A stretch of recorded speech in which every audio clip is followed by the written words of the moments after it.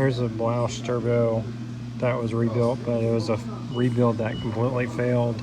I'll show you a couple things that I see wrong with it and give you an idea of what needs to be done to fix this problem.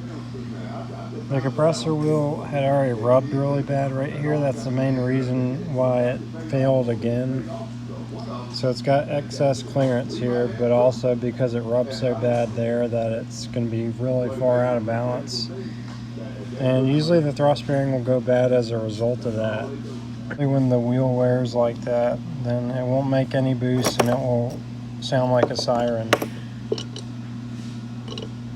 It's got a lot of in and out shaft play, which is very common for that to happen with a turbo that's not in balance, or if the thrust bearing caught something, or if it had a very weak thrust bearing.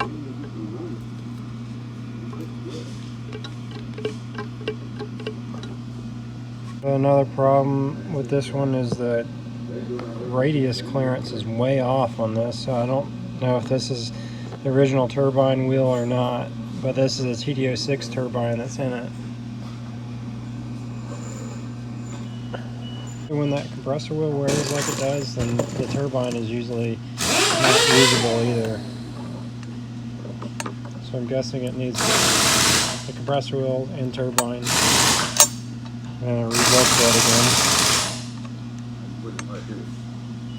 Hey Ian, if they get back in.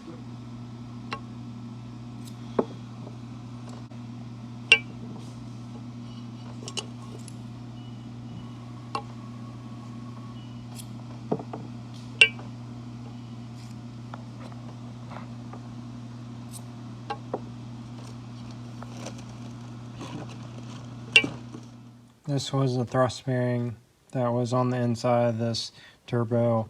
This one only has a single oil port there, but the upgrade kit we have has 2 oil ports. That helps with the cooling.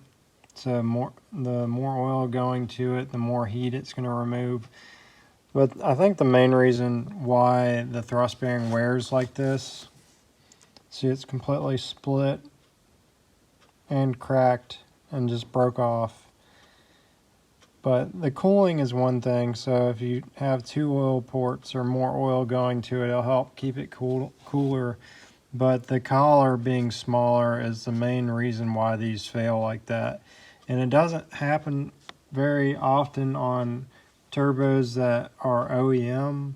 It always happens when you start to add larger compressor wheels or turbine wheels, just like this turbo had, because this was a Blausch turbo, so it had a bigger compressor wheel and a bigger turbine.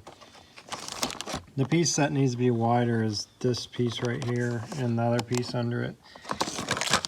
So it's changing from 14 millimeter to 18 millimeter of surface area on the bearing, and that will prevent the turbo from failing. The only time I've had somebody have an issue with these parts right here is somebody that claimed they were running 60 pounds of boost on that turbo, but I've never had anybody else say that they had any issues other than that guy. He was doing it for rally racing is what he told me. But generally these turbos are only practical for around 30 to 35 pounds at most. And then at that point they just produce heat anyway, so they usually don't make any more power if you turn the boost up. I don't know why that guy was running 60 pounds of boost. I kind of find it hard to believe that that was even true. But anyway, that's everything that was wrong with this turbo that came in.